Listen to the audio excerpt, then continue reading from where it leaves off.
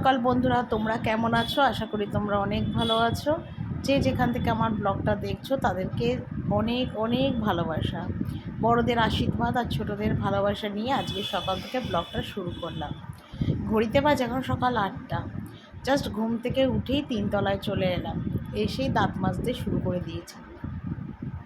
এদিকে নিচে পাম্পের জলটা ভরলাম, মেশিনটা ছাড়লাম, তারপর বড় ঘরে একটু গেলাম, ওই নিচের ঘরে জানলা দরজাগুলো একটু খুললাম। তোমাদের দাদাভাইকে ডাক দিলাম, কারণ আমি এদিকে ফ্রেশ হতে হতে জামা কাপড় বাসে ছাড়তে ছাড়তে তোমাদের দাদাভাই উঠে ঠাকুরঘরটা খুলে দেবে। তো সেই জন্য ডাক দিয়ে এলাম, কেন ও নিজেই বলে যে তুমি ঘুম থেকে উঠলে আমাকে একটু ডাক দিও, নয় আমার আবার বাজার দোকান এইসব করার ব্যাপার থাকে, অনেকটা দেরি হয়ে যাবে। তো সেই জন্যে তুমি একটুখানি দোকান মানে ডাক দিয়ে যাও। তো ও ডাক দিয়ে দিতে বলে রাত্রিবেলায়। তো সেই জন্যে আমি কিন্তু ওকে ঘুম থেকে উঠেই পাম্পের জল ছেড়েই ডাক দিই। তো এখন দাঁত মাজছি, সকালবেলায় ছাদের গেটটা খুললাম, খুলে দেখলাম এত রোদ উঠেছে, এত রোদ উঠেছে, মানে কি বলবো। এদিকে আগের দিন অনেক মানে পর্দা টর্দা সব ভিজিয়ে রেখেছিলাম, তো সেগুলো তো কাচতে হবে, কারণ এখনই যদি এত রোদ হয় তাহলে মানে 2-3টের সময় তো মানে প্রচণ্ড রোদ হবে।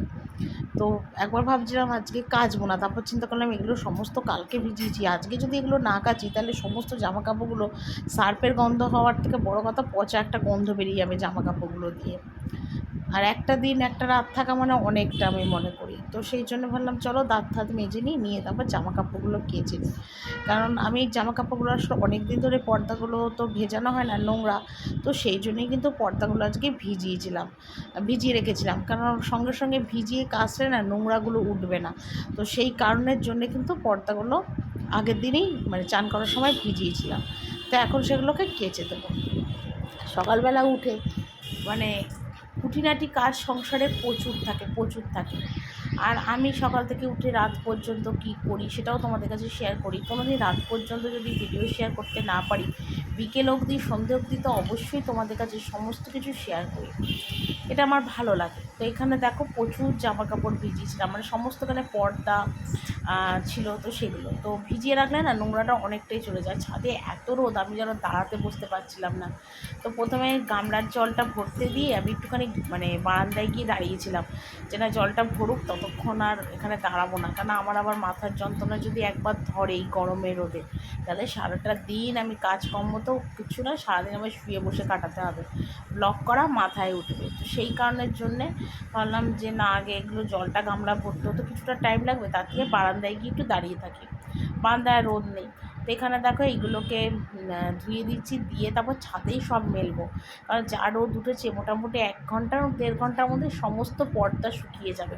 শুকিয়ে দিলে আবার লাগিয়েও দিতে পারবো পর্দাগুলো, যদিও আজকে আর লাগানোর টাইম নেই, হয়তো কালকে লাগাবো, আজকে আর লাগাবো না, কারণ এমনিতেই অনেক কাজ রয়েছে, রান্না বান্না রয়েছে, এটা ওটা রয়েছে, সমস্ত কিছু আবার করতে হবে। তারপর তোমাদের দাদা ভাইয়েরও প্যান্ট জামা, হাফ প্যান্ট সব ভিজিয়ে রেখেছিলাম, তো সেগুলোও কেচে দিচ্ছি, মানে একবারেই বলতে পারো সবটা কাজই করে দিচ্ছি আর কি। তো এদিকে এগুলো কাচ্ছি, আর ওদিকে দেখো না, তোমার এই যে জলগুলো ধুচ্ছি না, দেখো কত পাখি এসে যেন আমাদের এই ছাদের মধ্যে বসে, মানে যখন কাঁচা ধোয়া হয় জল পড়ে তো অনেক, ওই দেখো ডাব পাখি এসে জল খাচ্ছে। অনেক সময় দেখি যখনই আমি কাঁচা ধোয়া করি এরকম পাখি এসে বসে, কাক এসে বসে, জল খায়। তা আমি হচ্ছে এমনিতে তো আর জল ওদের আর খাওয়াতে পারবো না, তার থেকে আমি কাঁচা ধোয়া করি, স্নান করি, সেই জলগুলোই ওরা খায়। ওদেরও গলায় শুকিয়ে যাচ্ছে, কদিন ধরে এত গরম ছেড়েছে, মানে কি বলবো, মানে থাকা যাচ্ছে না, এত গরম ছেড়েছে। তো এগুলো দেখো কেচে সব ছাদেই মেলছি, এগুলো সমস্ত শুকিয়ে যাবে, তারপর নিচে যাব, নিচে গিয়ে কী টুকটাক কাজ আছে সেগুলো করব। সকাল থেকে কাজের কিন্তু আমার শেষ নেই। এই কাজের চিন্তা করতে করতে না অনেক সময় না নিজের প্রতি কোনো যত্ন করি না, নিজের কথা ভাবি না, নিজের কোনো কিছুই খেয়াল করি না, শুধু সংসার করে না মাথাটা আমার খারাপ হয়ে যায়, যে একটার পর একটা কাজ করব, এটা করব সেটা করব, মানে নিজেরও যে একটুখানি যত্ন করা উচিত, নিজের একটু খেয়াল রাখা উচিত, সেগুলো না কিছুই করে উঠতে পারি না। মানে একই সময় ভাবি যে আমার এটা করার দরকার, আমি করব, কিন্তু সত্যি কথা আমি না কিচ্ছু করে উঠতে পারি না, মন মেজাজটা একই সময় খুব খারাপ হয়ে যায়। তো সংসারটাকে সুন্দরভাবে গুছিয়ে রাখতে রাখতে, সংসারটা সুন্দরভাবে সংসার করতে করতে বা সংসারের সমস্ত কিছু ভালোভাবে সাজাতে গিয়ে না নিজেকেই সাজাতে ভুলে গেছি। কি সুন্দর নিজেকে আগে পরিপাটি করে রাখতে পারতাম, এখন সময়ই হয় না। যেইটুকুনি সময় পাই সমস্ত সংসারের পিছনেই ঢেলে দিই। মানে নিজেকে যে সাজাবো গোছাবো সেই সময়টা নেই। পুজোর আগে না, আগে বিয়ের আগে কী হতো জানো, দুর্গা পুজোর আগে মাকে বলতাম, মা বেসন মেখে দাও, বেসন মুখে লাগাবো, দই মুখে লাগাবো, এই ক্রিমটা কিনে দাও, ওই ফেস ওয়াশটা কিনে দাও।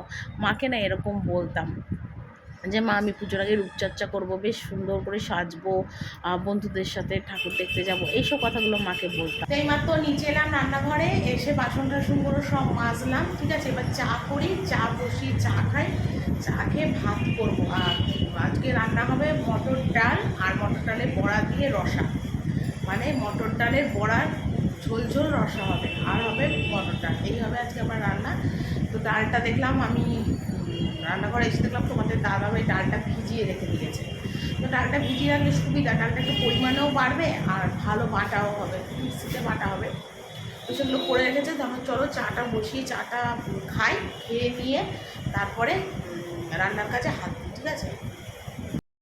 তো সকালে যেগুলো কেচেছিলাম সেগুলো দেখো ছাদে কিন্তু এখন তুলতে এলাম, কারণ মেঘলা আকাশ বলবো না, রোদ ভালোই আছে, কিন্তু যেহেতু শুকিয়ে গেছে সেই জন্য ভাবলাম চলো এগুলো তুলে নিই। আর তাছাড়া কী বলো তো, ছাদে প্রচণ্ড হাওয়া দিচ্ছে।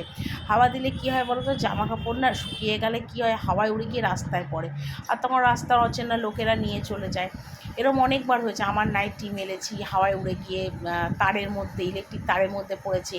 তারপরে তোমাদের দাদাভাইয়ের প্যান্ট গিয়ে পড়েছে, আমার ননদের নাইটি গিয়ে রাস্তায় পড়েছে, এরকম অনেকবার হয়েছে। তো সেই জন্য ভাবলাম চলো শুকিয়ে যখন যাবে আর রোদও যে প্রচণ্ড শুকিয়ে যাবে, তাহলে একটা কাজ করি, জামা কাপড়গুলো তুলে নিই। সেই জন্য আবার ওপরে এলাম এগুলো তুলতে। তো দেখো এখন ঘরে এলাম, আর ওদিকে কিন্তু আমার রান্না কিন্তু পুরো কমপ্লিট। কেন দেখো, ডাল আর ডালের বড়া করতে আর কতক্ষণ লাগে, তারপর তো আমাকে তো আর শিলনোড়ায় বাটতে হয় না, মিক্সিতেই আমি বেটে নিই। তো সেই জন্য আর অতটা অসুবিধা হয় না। তো সেই জন্য ডাল আর বড়ার ঝোল করে সোজা উপরে এলাম। আর ছেলেকেও আজকে বড়া ভাজা আর ডাল দিয়ে খেতে দিলাম। আমার ছেলে না বড়া ভাজা আর ডাল দিলে আর কোনো খাবার দাবার খেতে লাগে না, কোনো কিছু লাগে না, ও অনেক তৃপ্তি করে খায়, অনেক তৃপ্তি করে খায়। মানে বড়া ভাজা আর ডাল দিলে আমার ননদের মেয়ে বলো বা আমার ছেলে বলো, দুজনে ভীষণ তৃপ্তি করে খায়। তো ওকে ওইটা খেতে দিলাম, ওরও খাওয়া হয়ে গেছে, ওপরে চলে এসছে। আর এদিকে এসে দেখো আমার ঘরটা আজকে একটু পরিষ্কার করবো। পুজোর আগে সব ঘরই তো হয়ে গেছে, পুরো বাড়ি পরিষ্কার হয়ে গেছে, বাকি রয়েছে শুধু আমার ঘরটা।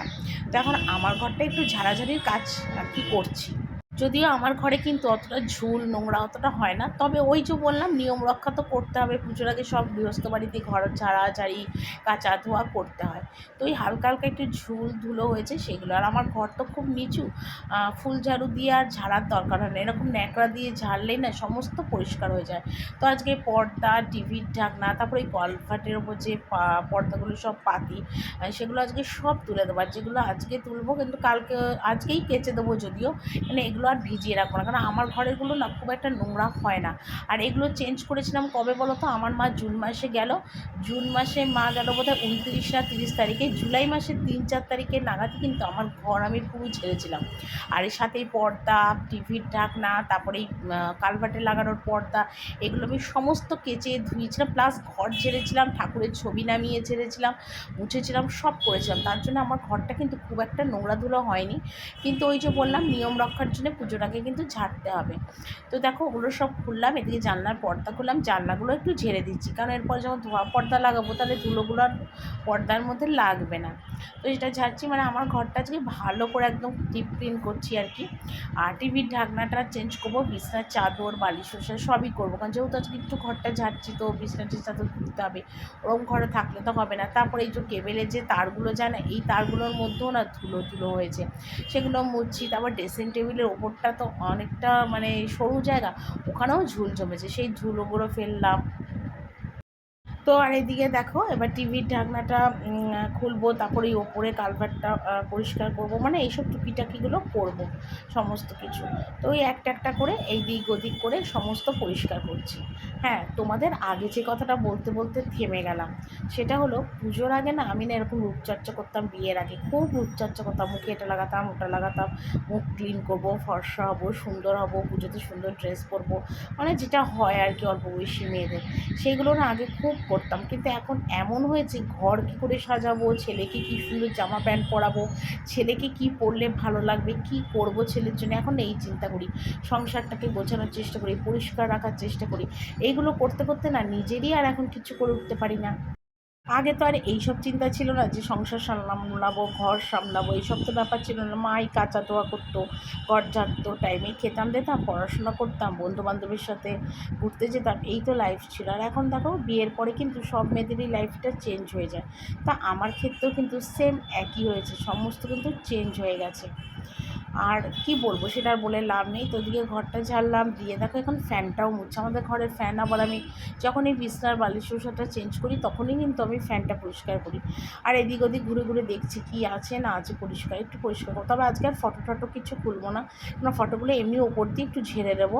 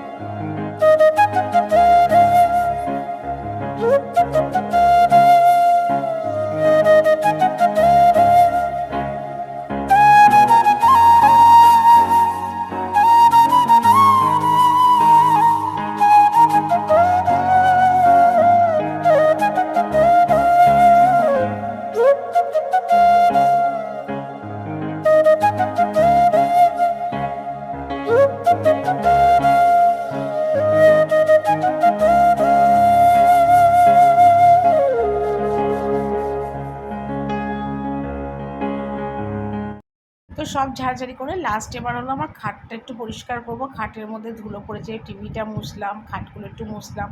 আর এমনিতেও যখন আমি বিছানায় চাদর বালিশ উষে চেঞ্জ করি, আমি কিন্তু আমার খাটটা অবশ্যই পরিষ্কার করি।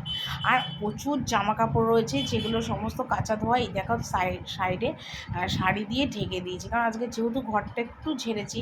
তো কী হবে বলো তো, এই ধুলোগুলো গিয়ে সমস্ত এই জামা কাপড়গুলোর মধ্যে পড়বে, সমস্ত কাঁচা জামা কাপড়, পর্দা টর্দা সমস্ত কাঁচা ধোয়া।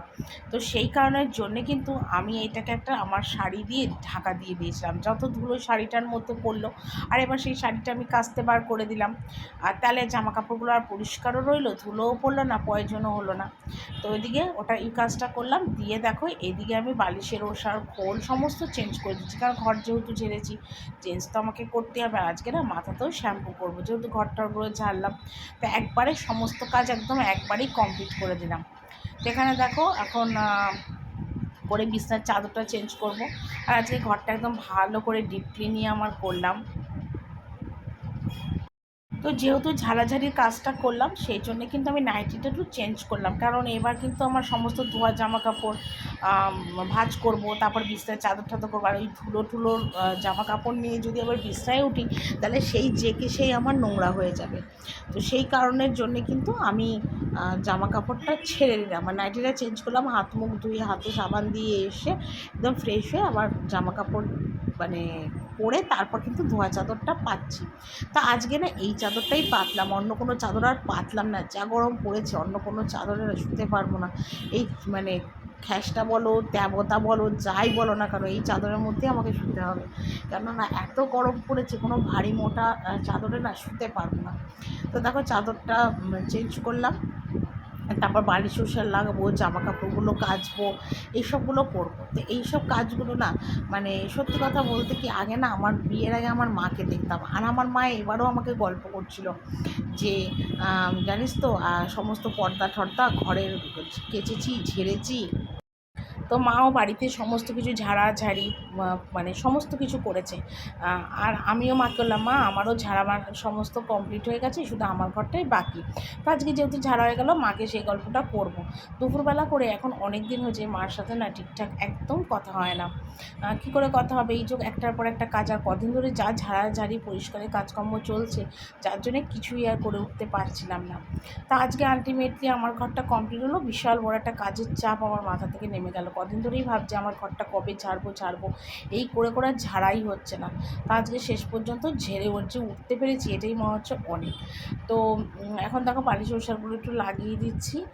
তারপর রাশিকৃত জামা কাপড় আছে, সেগুলোকে ভাঁজ করব, মানে এইগুলো তো টুকটাক করে রয়েছেই সমস্ত কিছু। আর ওদিকে আবার ছেলেও যাবে ঠাকুর ঘরে ওর ঠাকুমার সাথে। তো ওকেও আমি বললাম তুই স্নানে চলে যাও, ও স্নানে চলে গেল। ও যেতে যেতে আমি আমার এই কাজগুলো সেরে নিলাম, কারণ ওর অনেকটা টাইম লাগবে। আবার ও এসে এই ঘরে তারপর জামা কাপড় পরে ঠাকুর ঘর যাবে। তার আগে যদি আমি একটু ঘরটা পরিষ্কার করে মুছে নিতে পারি, তাহলে অনেকটা সুবিধা হবে আর কি। আসলে কি বলতো, একবার দিনে না মানে আমার ওপর না একসাথে অনেকগুলো চাপ পড়ে যায় গো। মানে একদিনেই ধরো বিছনা তোলা, ঝাড়া, জামা কাপড় ভাঁজ করা, কাপড় কাচা, মানে আমার প্রতি সত্যি অনেকটা চাপ পড়ে যায়। কিন্তু কি করব বলো, একই সময় কি বলো না, তার মধ্যে যে গরম পড়েছে না, এই গরমে কাজ করা প্রচণ্ড কষ্টের ব্যাপার হচ্ছে। দেখেছো ঢিবি মানে পাহাড়ের মতন জামা কাপড় যত সব কেচেছি, সব এনে এনে জড়ো করেছি। আর এগুলোকে সব এখন এক এক করে ভাঁজ করছি। এগুলো ভাঁজ করে গুছিয়ে জায়গা মতো রাখাও কিন্তু একটা সত্যি কথা সাংঘাতিক ব্যাপার যাকে বলে। তো কি করব, কিছু তো করার নেই, করতে তো হবে সেই কাজকর্মগুলো। এগুলো আর কে করবে। আর এত গরম পড়েছে, গরমে যেন শরীর আমার একদম নাজেহাল হয়ে যাচ্ছে। আমি যেন আর কোনো কাজকর্ম করে উঠতে পারছি না, মানে এত শরীরটা ক্লান্ত হয়ে পড়েছে। তো এই তোমার এই ঘরের এইগুলো তুলবো, তারপরে তোমাদের দাদাভাইয়েরও কেচেছিলাম, সব ওগুলো টুকটুক করে গুছাবো। এই করতে করতে অনেকটাই টাইম চলে যাবে। আর ঘড়িতে মোটামুটি এখন 3টে মতন বাজে। এগুলো করব, করে ঘরটা ভালো করে মুছবো, মুছে সোজা চলে যাবো স্নানে। স্নানে গিয়ে আবার যে পর্দা টর্দাগুলো তুলেছিলাম, সেগুলোও কিন্তু সমস্ত আজকে কেচে দেবো। ওগুলো আর কিচ্ছু ভিজিয়ে রাখবো না।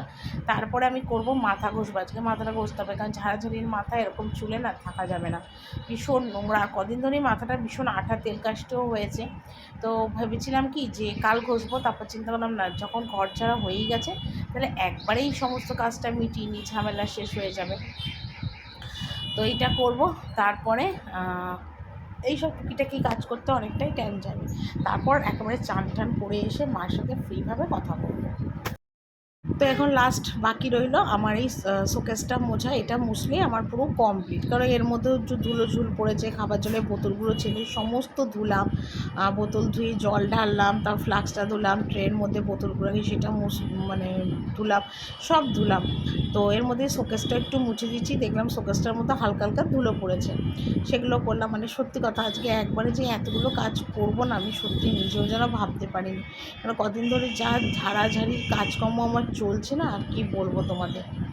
তো এগুলো সমস্ত করে তারপর একদম আমার ঘরটা আজকে সুন্দরভাবে পুজোর আগেই পরিষ্কার করে গুছিয়ে টুছিয়ে নিলাম। পরে আবার পর্দা টর্দাগুলো লাগাবো আর কি। তো এইগুলোই করলাম।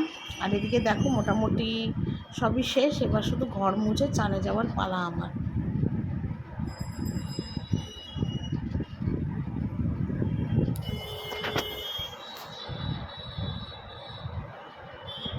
তো আমার ঘর পুরো ক্লিয়ার করলাম, করে এলাম এখন এই ঘরে। তো যেহেতু ফ্রিজের ঢাকনা আমার কাঁচা হয়ে গেছে, তো ভাবলাম চলো ফ্রিজের ঢাকনাটা একদম লাগিয়েই দিই। আর এই একদিনের মধ্যে দেখো ফ্রিজের ওপরে এত ধুলো পড়েছে, কি বলবো আর তোমাদের। তো ফ্রিজের ফ্রিজের ওপরটা একটু মুছে নিলাম জল ন্যাকড়া দিয়ে আবার ফ্রিজটা ঢাকনা লাগিয়ে দিই।